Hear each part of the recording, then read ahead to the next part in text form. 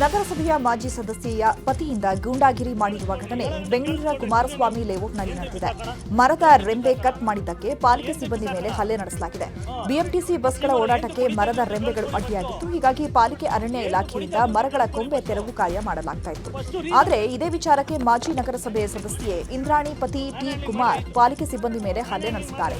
ಗಲಾಟೆ ವೇಳೆ ಪ್ರತಾಪ್ ರೆಡ್ಡಿ ಕೈ ಮುರಿತವಾಗಿದ್ದು ಆಸ್ಪತ್ರೆಗೆ ದಾಖಲು ಮಾಡಲಾಗಿದೆ. ಮರ ಹೊಡಿತಾರದಲ್ಲ ರೋಡ್ಗೆ 7 ಗಂಟೆ ಕೇಳಿಸ್ಕೊಳ್ರಿ ಸುಮ್ಮನೆ ನೀವು ಏನ್ ಬಿಸಾಕಣ ಹಸಿ ಮರ ಏನ್ ಹೊಡಿತಾ ಇದೀವಿ ಅಂತ ಕೇಳಿಸ್ಕೊಳ್ಳಿ. ಫಸ್ಟ್ ರೀಸನ್ ಕೇಳಿಸ್ಕೊಳ್ರಿ. ಮ್ಯಾನ್ ಹ್ಯಾಂಡ್ಲಿಂಗ್ ಮಾಡ್ರಿ ಆಯ್ತು. ಮಾಡ್ರಿ ಮ್ಯಾನ್ ಹ್ಯಾಂಡ್ಲಿಂಗ್. ಕ್ಷುಲ್ಲಕ ಕಾರಣಕ್ಕೆ ಕೆಕೆಆರ್ಟಿಸಿ ಬಸ್ ಚಾಲಕ ಹಾಗೂ ಖಾಸಗಿ ವ್ಯಕ್ತಿಯ ಮಧ್ಯೆ ಮಾರಾಮಾರಿಯಾಗಿರುವ ಘಟನೆ ಕಲಬುರಗಿ ಜಿಲ್ಲೆ ಚಿಂಚೋಳಿ ತಾಲೂಕಿನ ಕನಕಪುರ ಗ್ರಾಮದಲ್ಲಿ ನಡೆದಿದೆ. ಸಂಗಮೇಶ್ ಪಾಟೀಲ್ ಹಾಗೂ ಚಾಲಕ ಸತೀಶ್ ಮಧ್ಯೆ ಗಲಾಟೆಯಾಗಿದೆ. ಬಸ್ಗೆ ಕಾರು ಅಡ್ಡಗಟ್ಟಿ ಸಂಗಮೇಶ್ ಜಗಳ ಮಾಡಿದ್ದು ಮಾತಿಗೆ ಮಾತು ಬೆಳೆದು ರಸ್ತೆಯಲ್ಲೇ ಹೊಡೆದಾಡಿಕೊಂಡಿದ್ದಾರೆ.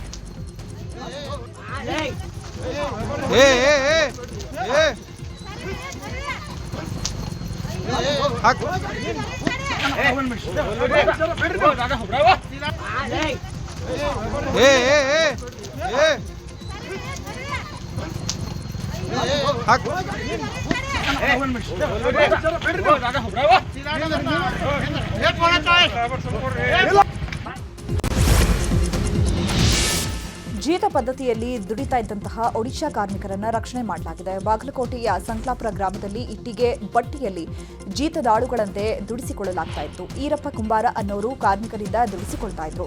ಈ ಬಗ್ಗೆ ವಿಚಾರ ತಿಳಿದ ಕೂಡಲೇ ಇಳಕಲ್ ತಹಸೀಲ್ದಾರ್ ಹಾಗೂ ಕಾರ್ಮಿಕ ಇಲಾಖೆ ಅಧಿಕಾರಿಗಳು ಸ್ಥಳಕ್ಕೆ ಭೇಟಿ ನೀಡಿ ರಕ್ಷಣೆ ಮಾಡಿದ್ದಾರೆ. ಅಲ್ಲದೆ ಈರಪ್ಪ ವಿರುದ್ಧ ಬಾಲಕಾರ್ಮಿಕ ನಿಷೇಧ ಕಾಯ್ದೆ, ಜೀತ ಪದ್ಧತಿ ನಿಷೇಧ ಕಾಯ್ದೆ ಅಡಿ ಪ್ರಕರಣ ದಾಖಲಿಸಿಕೊಂಡಿದ್ದಾರೆ.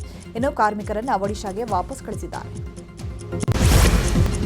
ಸಿಸಿ ರಸ್ತೆಗೆ ಅಡ್ಡಲಾಗಿ ಮನೆ ನಿರ್ಮಾಣ ಮಾಡಲು ಮುಂದಾದ ಘಟನೆ ಚಿಕ್ಕಬಳ್ಳಾಪುರದ ಗೌರಿಬಿದನೂರು ತಾಲೂಕಿನ ಜೀಲಕುಂಟೆ ಗ್ರಾಮದಲ್ಲಿ ನಡೆದಿದೆ. ಗ್ರಾಮದ ಆದಿನಾರಾಯಣಪ್ಪ ನಿಂದ ಕೃತ್ಯ ಎಸಗಲಾಗಿದ್ದು ರಸ್ತೆಗೆ ಪಾಯ ಹಾಕಿ ಮನೆ ನಿರ್ಮಾಣಕ್ಕೆ ಮುಂದಾಗಿದ್ದಾರೆ. ಪಿಡಿಒ ಮಾತಿಗೂ ತಲೆಕೆಡಿಸಿಕೊಳ್ಳದೆ ಮನೆ ಕಟ್ಟಲು ರಸ್ತೆಗೆ ಪಾಯ ಹಾಕಿದ್ದಾರೆ. ಬಾಳೆಗಿಡಗಳನ್ನು ದುಷ್ಕರ್ಮಿಗಳು ಕಡಿದು ಹಾಕಿರುವ ಘಟನೆ ಚಿಕ್ಕಬಳ್ಳಾಪುರದ ಗೌರಿಬಿದನೂರು ತಾಲೂಕಿನ ಬಳಕೆರೆ ಗ್ರಾಮದ ಬಳಿ ನಡೆದಿದೆ. ಗ್ರಾಮದ ಮಂಜುನಾಥ್ ಅನ್ನೋರಿಗೆ ಸೇರಿದ ಬಾಳೆ ತೋಟವಾಗಿದ್ದು 3,000ಕ್ಕೂ ಹೆಚ್ಚು ಬಾಳೆ ಗಿಡಗಳನ್ನು ಮಂಜುನಾಥ್ ನಾಟಿ ಮಾಡಿಸಿದ್ರು. ಅದರಲ್ಲಿ 1,000ಕ್ಕೂ ಹೆಚ್ಚು ಬಾಳೆ ಗಿಡಗಳನ್ನು ಕಿಡಿಗೇಡಿಗಳು ನಾಶಪಡಿಸಿದ್ದಾರೆ. 5 ಲಕ್ಷ ರೂಪಾಯಿ ಸಾಲ ಮಾಡಿ ಬಾಳೆ ಬೆಳೆ ಬೆಳೆಯಲಾಗಿತ್ತು. ಆದರೆ ದುಷ್ಕರ್ಮಿಗಳು ಈ ಕೃತ್ಯವನ್ನು ಎಸಗಿದ್ದು ಬಾಳೆ ಗಿಡ ನಾಶವಾಗಿದೆ ಅಂತ ಹೇಳಿ ರೈತ ಕಂಗಾಲಾಗಿದ್ದಾನೆ. ರೌಡಿ ಶೀಟರ್ ಕೊಲೆ ಕೇಸಲ್ಲಿ ಬಿಜೆಪಿ ಶಾಸಕ ಬೈರತಿ ಬಸವರಾಜ್ ಅರೆಸ್ಟ್ ಮಾಡಲಾಗಿದೆ. ಇವತ್ತು ಮೆಡಿಕಲ್ ಟೆಸ್ಟ್ ನಡೆಸಿ ಕೋರ್ಟ್ಗೆ ಹಾಜರುಪಡಿಸಲಿದ್ದಾರೆ. ಈ ವೇಳೆ ಕೋರ್ಟ್ ಮೂಲಕ ಕಸ್ಟಡಿಗೆ ಪಡೆದು ವಿಚಾರಣೆ ನಡೆಸಲು ಸಿಐಡಿ ತಂಡ ಸಿದ್ಧತೆಯನ್ನ ಮಾಡಿಕೊಂಡಿದೆ. ಬಿಕ್ಲೋ ಮರ್ಡರ್ ಕೇಸಲ್ಲಿ A1 ಜಗ್ಗನ ಪರಿಚಯವೇ ಇಲ್ಲ ಅಂತ ಬೈರತಿ ಬಸವರಾಜ್ ಹೇಳಿದ್ರು. ಆದರೆ ಜಗ್ಗನ ಜೊತೆಗಿರೋ ಫೋಟೋಗಳು ಸಿಕ್ಕಿದ್ದು ಕೊಲೆಗೆ ಶಾಸಕ ಬೈರತಿ ಬಸವರಾಜ್ ಕುಮ್ಮಕ್ಕು ಕೊಟ್ಟಿದ್ರು ಅನ್ನುವ ಆರೋಪ ಇದ್ದು ಇವತ್ತು ಮೆಡಿಕಲ್ ಟೆಸ್ಟ್ ನಡೆಸಿ ಕೋರ್ಟ್ ಮುಂದೆ ಹಾಜರುಪಡಿಸಲಿದ್ದಾರೆ. ಕಾಂಗ್ರೆಸ್ ಶಾಸಕರ ವಿದೇಶ ಪ್ರವಾಸದ ಬಗ್ಗೆ ಮಾತನಾಡಿದ ಬಿಜೆಪಿ ಶಾಸಕ ಅಭಯ್ ಪಾಟೀಲ್, ಕಾಂಗ್ರೆಸ್ ಶಾಸಕರಿಗಾಗಿ ಗೋವಾದಲ್ಲಿ 40 ರೂಮ್ ಬುಕ್ ಆಗಿದೆ. ಕಾಂಗ್ರೆಸ್ನಲ್ಲಿ ರೆಸಾರ್ಟ್ ರಾಜಕೀಯ ಶುರುವಾಗಲಿದೆ. ನನಗೆ ಅಲ್ಲಿನವರು ಮಾಹಿತಿ ನೀಡಿದ್ದಾರೆ. ಒಟ್ಟು 40 ರೂಮ್ ಬುಕ್ ಮಾಡಿದ್ದಾರೆ. ಯಾರ್ಯಾರು ಹೋಗ್ತಾರೆ ಗೊತ್ತಿಲ್ಲ. ಇನ್ಮುಂದೆ ಗೋವಾದಿಂದ ಅಥವಾ ವಿದೇಶದಿಂದ ಕಾಂಗ್ರೆಸ್ ಸರ್ಕಾರದ ಆಡಳಿತ ನಡೆಯಲಿದೆ ಅಂತ ಹೊಸ ಬಾಂಬ್ ಸಿಡಿಸಿದ್ದಾರೆ. ಕಾಂಗ್ರೆಸ್ನಲ್ಲಿ ಪ್ರವಾಸದ ಕಾರ್ಯಕ್ರಮ ಎರಡನೇದು ಕುರ್ಚಿ ಬಡಿದಾಟದಿಂದ ಇವತ್ತು ಪ್ರವಾಸಕ್ಕೆ ಹೋಗ್ತಾ ಇದ್ದಾರೆ. ರಾಜ್ಯದಲ್ಲಿ ಪರಿಸ್ಥಿತಿ ಏನದ, ಜಿಲ್ಲೆಯಲ್ಲಿ ಪ್ರತಿಯೊಂದು ಜಿಲ್ಲೆಯಲ್ಲಿ ನೀರಿನ ಸಮಸ್ಯೆ ಹೆಚ್ಚಾಗಿದ್ದದ. ಎರಡನೇದು ಸರ್ಕಾರಿ ನೌಕರರ ಪಗಾರ ಆಗ್ತಾ ಇಲ್ಲ, ರಸ್ತೆ ಅದಾವೋ ಗುಂಡಿಗಳು ಅದಾವ ಅನ್ನೋ ಅಂಥ ಪರಿಸ್ಥಿತಿ ನಿರ್ಮಾಣ ಆಗಿದ್ದದ. ಹೀಗಾಗಿ ಇವತ್ತು ಇನ್ನೂ ಕೆಲವೊಂದು ಜನ ಶಾಸಕರು ಹೋಗ್ತಾ ಇದ್ದಾರೆ. ಈಗ ನನಗೆ ಮಾಹಿತಿ ಇದ್ದಿದ್ದ ಪ್ರಕಾರ ನಾನು ಮೊನ್ನೆ ನಮ್ಮ ಸಂಘಟನೆ ದೃಷ್ಟಿಯಿಂದ ಗೋವಾ ಅಲ್ಲಿಯ ನಮ್ಮ ಪಕ್ಷದ ಪ್ರಮುಖರ ಜೊತೆ ಮಾತಾಡಿದಾಗ ರಾಜ್ಯ ಕಾಂಗ್ರೆಸ್ನಲ್ಲಿ ನಾಯಕತ್ವ ಬದಲಾವಣೆ ಚರ್ಚೆ ಮಧ್ಯೆಯೇ ಸಿಎಂ ಸಿದ್ದರಾಮಯ್ಯ ಹಾಗೂ ಡಿಸಿಎಂ ಡಿಕೆ ಶಿವಕುಮಾರ್ ಒಂದೇ ವೇದಿಕೆಯಲ್ಲಿ ಒಟ್ಟಾಗಿ ಕಾಣಿಸಿಕೊಂಡಿದ್ದಾರೆ. ನಿತ್ಯ 2 ಬಣಗಳ ಪರಸ್ಪರ ಹೇಳಿಕೆಗಳ ನಡುವೆಯೂ ವೇದಿಕೆ ಹಂಚಿಕೊಂಡಿದ್ದಾರೆ. ಅಂತಾರಾಷ್ಟ್ರೀಯ ಅಣೆಕಟ್ಟು ಸುರಕ್ಷತಾ ಸಮ್ಮೇಳನದ ವೇದಿಕೆಯಲ್ಲಿ ಒಬ್ಬರು ಅಕ್ಕಪಕ್ಕ ಕೂತ್ಕೊಂಡಿದ್ದು ಒಟ್ಟಾಗಿ ಕಾಣಿಸಿಕೊಂಡಿದ್ದಾರೆ.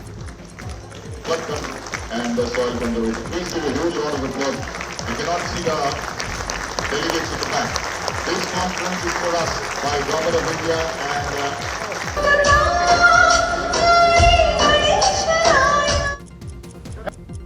Karnataka is a big, long and a glorious legacy of water management. This conference being held at the critical juncture of our nation. Most of our major dams we are constructing in this decade following independence inspired the vision of Pandit Jawaharlal Nehru, as my ACS said, who famously described our dams. ಕಾಂಗ್ರೆಸ್ನಲ್ಲಿ power sharing fight ಬೆನ್ನಲ್ಲೇ ದೆಹಲಿಗೆ CM ಆಪ್ತ ಸಚಿವ K J George ತೆರಳಿದ್ದಾರೆ. ಕೇರಳ ಚುನಾವಣಾ ಉಸ್ತುವಾರಿಯಾಗಿರುವ George ಇವತ್ತು ದೆಹಲಿಗೆ ತೆರಳಿದ್ದಾರೆ. ಸದ್ಯ ಡಿಸಿಎಂ ಡಿಕೆಶಿ ಭೇಟಿ ಬೆನ್ನಲ್ಲೇ ಸಿಎಂ ಆಪ್ತ ಸಚಿವ ಜಾರ್ಜ್ ಕೂಡ ದೆಹಲಿಗೆ ತೆರಳಿದ್ದು ಭಾರೀ ಕುತೂಹಲ ಮೂಡಿಸಿದೆ. ಬಾಗಲಕೋಟೆ ಜಿಲ್ಲೆಯಲ್ಲಿ ಬಿಜೆಪಿ ರಾಜ್ಯಾಧ್ಯಕ್ಷ ವಿಜಯೇಂದ್ರ 2ನೇ ದಿನದ ಪ್ರವಾಸದಲ್ಲಿದ್ದಾರೆ. ಆದರೆ ವಿಜಯೇಂದ್ರ ಪ್ರವಾಸದ ವೇಳೆಯೇ ಅಸಮಾಧಾನದ ಹೊಗೆ ಆವರಿಸಿದೆ. ವಿಜಯೇಂದ್ರ ಬೀಳಗಿ ಪಟ್ಟಣಕ್ಕೆ ಬಂದರೂ ಮುರುಗೇಶ್ ನಿರಾಣಿ ಸ್ವಾಗತ ಕೋರೋದಕ್ಕೆ ಬಂದಿಲ್ಲ. ಸದ್ಯ ಮುರುಗೇಶ್ ನಿರಾಣಿ ತಟಸ್ಥ ಬಣದಲ್ಲಿ ಗುರುತಿಸಿಕೊಂಡಿದ್ದು ಈ ಮೂಲಕ ವಿಜಯೇಂದ್ರ ವಿರುದ್ಧ ಅಸಮಾಧಾನದ ಸಂದೇಶವನ್ನ ಹೊರಹಾಕಿದ್ದಾರೆ ಎನ್ನಲಾಗಿದೆ. ಇನ್ನು ಪಟ್ಟಣದಲ್ಲಿರುವ ಅಂಬೇಡ್ಕರ್ ಪುತ್ಥಳಿ ಬಳಿ ವಿಜಯೇಂದ್ರಗೆ ವಿಧಾನ ಪರಿಷತ್ ಸದಸ್ಯ ಹನುಮಂತ ನಿರಾಣಿ ಸ್ವಾಗತಿಸಿದ್ದು ಜಿರಾಮ್ಜಿ ಜಾಗೃತಿ ಕಾರ್ಯಕ್ರಮದಲ್ಲಿ ವಿಜಯೇಂದ್ರ ಭಾಗಿಯಾಗಿದ್ದಾರೆ.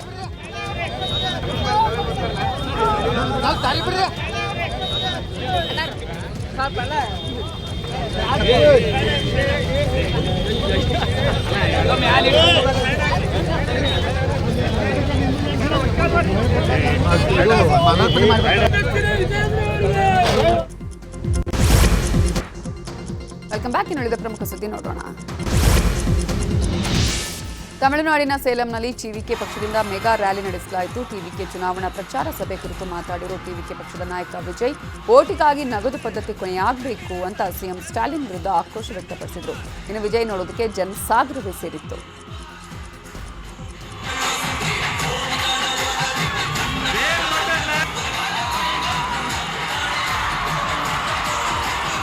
இவ்வளவு நாள் இதை நான் மட்டும் தான் சொல்லிக்கிட்டு இருந்தேன். இப்ப களமே சொல்லுது, 2 பேருக்கு நடுவுல தான் போட்டியே.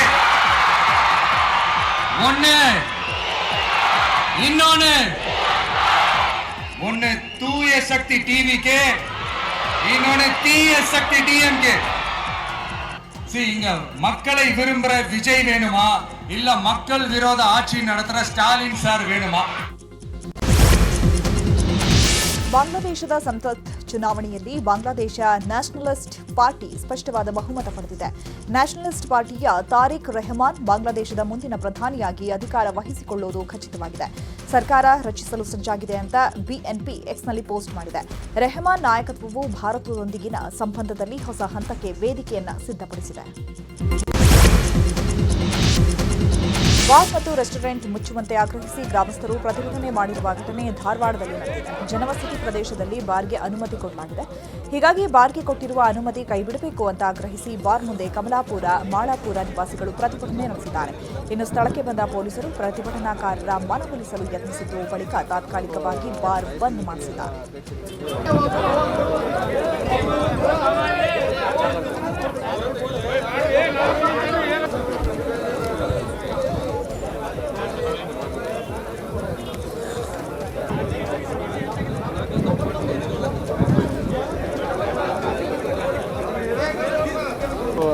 ಸ್ಥಾಯಿ ಸಮಿತಿ ಎಲ್ಲ ಅಧ್ಯಕ್ಷರಿಗೆ ಒಳ್ಳೆ ಅವರು ನೀಡಿ ಪ್ರಥಮರಿಗೆ ಹೊಡಿತಾ ಇತ್ತು. ನೀವು ಕ್ಲಿಯರಾಗಿ ಈಶ್ವರಿಗೆ ಇನ್ನೂ ಸಹ. ದಕ್ಷಿಣ ಕನ್ನಡ ಹಾಗೂ ಚಿಕ್ಕಮಗಳೂರು ಜಿಲ್ಲೆಗಳ ಗಡಿ ಭಾಗದ ಎಳ್ನೀರು ಗ್ರಾಮಸ್ಥರ ಗೋಳು ಕೇಳೋರೇ ಇಲ್ಲ ಅನ್ನುವಂತಾಗಿದೆ. 8 ಕಿಲೋಮೀಟರ್ ದೂರ ಹೋಗೋದಕ್ಕೆ 120 ಕಿಲೋಮೀಟರ್ ಸುತ್ತ ಹಾಕಿ ಬರಬೇಕಿದೆ. ಮಲವಂತಿಕೆ ಗ್ರಾಮ ಪಂಚಾಯತ್ ವ್ಯಾಪ್ತಿಗೆ ಸೇರೋ ಈ ಗ್ರಾಮದಲ್ಲಿ ರಸ್ತೆ ಅಭಿವೃದ್ಧಿಯಾಗದೆ ಸುಮಾರು 600 ಜನ ಸಮಸ್ಯೆಯನ್ನು ಎದುರಿಸುತ್ತಿದ್ದಾರೆ. ಅರಣ್ಯ ಸಚಿವರು, ಅರಣ್ಯಾಧಿಕಾರಿಗಳ ನಿರುತ್ಸಾಹದಿಂದ ರಸ್ತೆ ಆಗ್ತಾ ಇಲ್ಲ ಅಂತ ಸ್ಥಳೀಯರು ಆರೋಪಿಸುತ್ತಿದ್ದಾರೆ.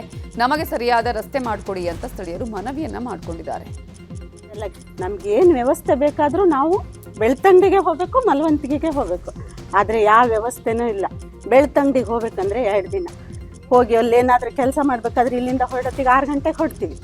ಅಲ್ಲಿ ಹೋಗಿ ನಡ್ಕೊಂಡು ಹೋದರೆ ಹೋಗೋಷ್ಟೊತ್ತಿಗೆ 12 ಗಂಟೆ ಆಗುತ್ತೆ. ಆಮೇಲೆ ಅಲ್ಲಿ ಉಳ್ಕೊಳ್ಬೇಕು, ಯಾರ್ದಾರು ಮನೆ ನೋಡಬೇಕು, ಅವ್ರ ಪಂಚಾಯತಿಯವರೆಲ್ಲ ಕೇಳಬೇಕು. ನಮಗೊಂದು ಏನು ವ್ಯವಸ್ಥೆ ಬೇಕಂದ್ರೆ ಅವ್ರು ಇವತ್ತಿಲ್ಲ ನಾಳೆ ಬನ್ನಿ ಅಂದರೆ ಮತ್ತೆ ಪುನಃ ಅಲ್ಲಿ ಉಳಿಬೇಕು. ಉಳಿದು ಮಾಡ್ಕೊಂಡು ಬರೋಷ್ಟೊತ್ತಿಗೆ 2 ದಿನ ಆಗುತ್ತೆ. ತುಂಬ ಕಷ್ಟ. ಇದೊಂದು ರೋಡ್ ಆದರೆ 100 ಜನಿಗೆ ಒಳ್ಳೇದಾಗುತ್ತೆ.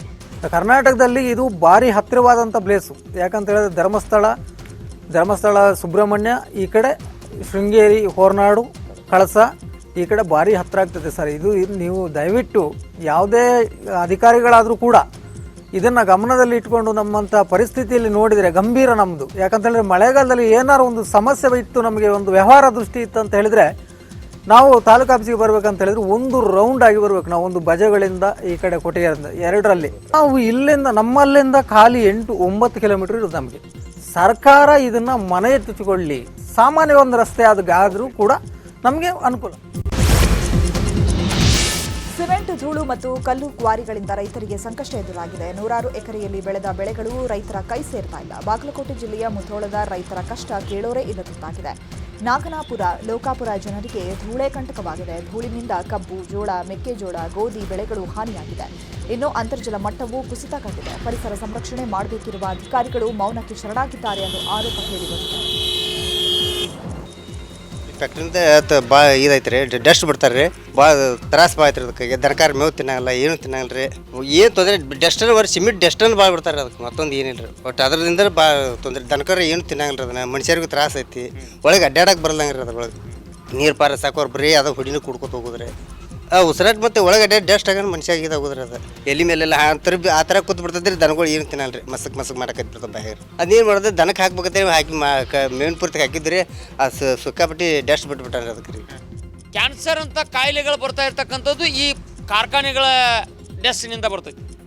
ಮುಂದೆ ಇವ್ರು ಬಿಡ್ತಾ ಇರ್ತಕ್ಕಂಥ ಕೆಮಿಕಲ್ಸ್ ಅದು ಹಳ್ಳಕ್ಕಾಗಲಿ, ಇವತ್ತು ಕಾಲುವೆಗಳಿಗಾಗಲಿ, ಭೂಮಿಗಳಿಗೆ ಹೋಗಿ ಚೆಲ್ತಾ ಇರ್ತಕ್ಕಂಥದ್ದು ಅವೆಲ್ಲನೂ ಅಂತರ್ಜಲದಾಗ ಸಹಿತ ಆ ನೀರಿನೊಳಗೆ ಮೊದಲಿನ ಕ್ವಾಲಿಟಿ ಉಳಿದಿಲ್ಲ. ಈ ಥರ ಆದರೆ ಇನ್ನೊಂದಿಷ್ಟು ದಿನಕ್ಕೆ ನಾವು ಇಲ್ಲಿ ಜನ ಮಕ್ಕಳು ಹುಟ್ಟಂಗಿಲ್ಲ, ಆ ಥರ ಆಕತಿ ಪರಿಸ್ಥಿತಿ ಹಂಗೆ ಆಗೈತಿ.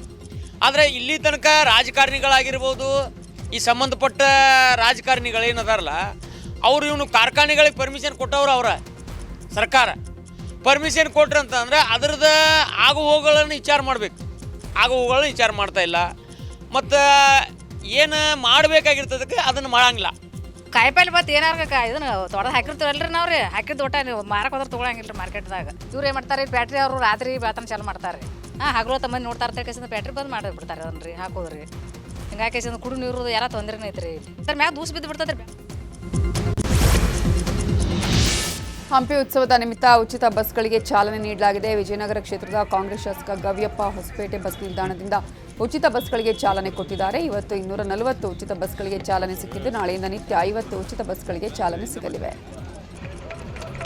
ಇನ್ನು ಹಂಪಿ ಉತ್ಸವದಲ್ಲಿ ಹಳ್ಳಿಕಾರ, ಕಿಲ್ಲಾರಿ, ಹೊಂಗಲ ತಳಿ ಹೋರಿಗಳು ಎಲ್ಲರ ಗಮನ ಸೆಳೆದಿದೆ. ಹೋರಿ ಹಬ್ಬಗಳಲ್ಲಿ ಚಾಂಪಿಯನ್ ಆಗಿದ್ದ ಹೋರಿಗಳನ್ನು ಭರ್ಜರಿಯಾಗಿ ಪ್ರದರ್ಶನ ಮಾಡಲಾಗಿದ್ದು, ಪ್ರವಾಸಿಗರು ವಿವಿಧ ತಳಿಯ ಹೋರಿಗಳನ್ನು ಕಂಡು ಖುಷಿಯಾಗಿದ್ದಾರೆ.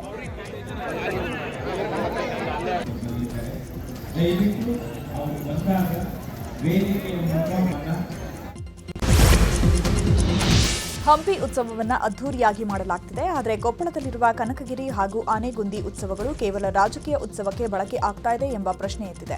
ಕೇವಲ ಚುನಾವಣೆ ಬಂದಾಗ ಮಾತ್ರ ರಾಜಕಾರಣಿಗಳಿಗೆ ಇಲ್ಲಿ ಉತ್ಸವ ಮಾಡಬೇಕು ಅಂತ ಅನ್ಸುತ್ತೆ. 2024ರ ಲೋಕಸಭೆ ಚುನಾವಣೆಯಲ್ಲಿ ಉತ್ಸವ ಮಾಡಲಾಗಿತ್ತು. ಇದಾದ ಬಳಿಕ ಕಳೆದ ವರ್ಷ ಉತ್ಸವ ಮಾಡಿಲ್ಲ. ಕೇವಲ ರಾಜಕೀಯಕ್ಕಾಗಿ ಉತ್ಸವ ಮಾಡ್ತಾರೆ ಎಂಬ ಆರೋಪ ಎದ್ದಿದ್ದು, ಹೀಗಾಗಿ ಆನೆಗುಂದಿ ಹಾಗೂ ಕನಕಗಿರಿ ಉತ್ಸವ ಆಚರಿಸಲಿ ಅಂತ ಸ್ಥಳೀಯರು ಆಗ್ರಹಿಸಿದ್ದಾರೆ.